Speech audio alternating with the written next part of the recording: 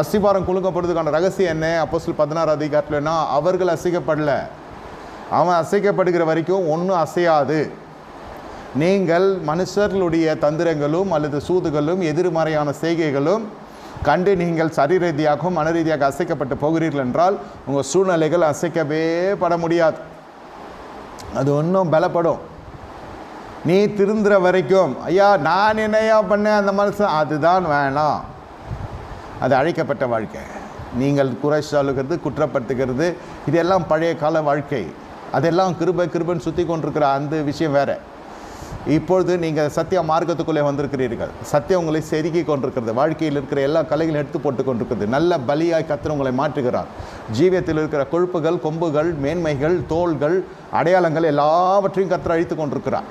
என்ன இன்னத்துக்கு நீங்கள் பழைய வாழ்க்கை ஆரம்பிக்கக்கூடாது. அதே சமயத்தில் பிரச்சனைன்னு வருகிற பொழுது பழைய ஜனங்களை போய் தேடியும் போகக்கூடாது. ஈசாக்கும் சரி ஆபிரகாமும் சரி, ஒரு பிரச்சனைன்னு வருகிற பொழுது பழைய அந்த ஐக்கியங்கள், பழைய உறவுகள், பழைய தேசத்தார், பழைய இனத்தாரை தேடி போகவே இல்லை. அதனால தான் கர்த்தர் வருகிறார்.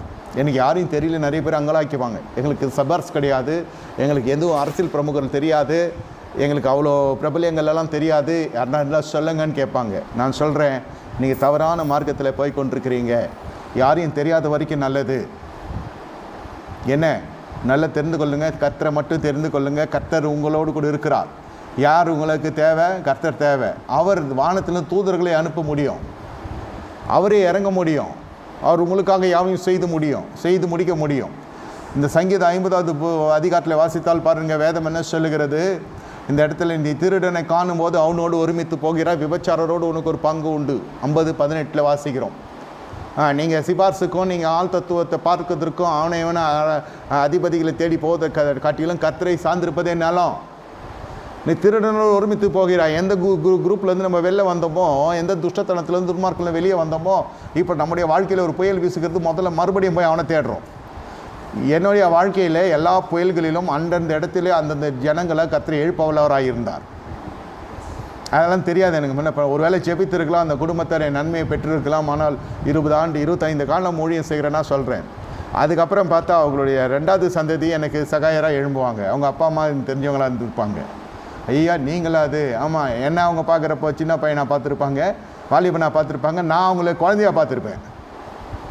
25 ஆண்டுன்றப்போ அது எவ்வளோ பெரிய ஆண்டு. கர்த்தர் நாம் மகிமைக்கு சொல்கிறேன்.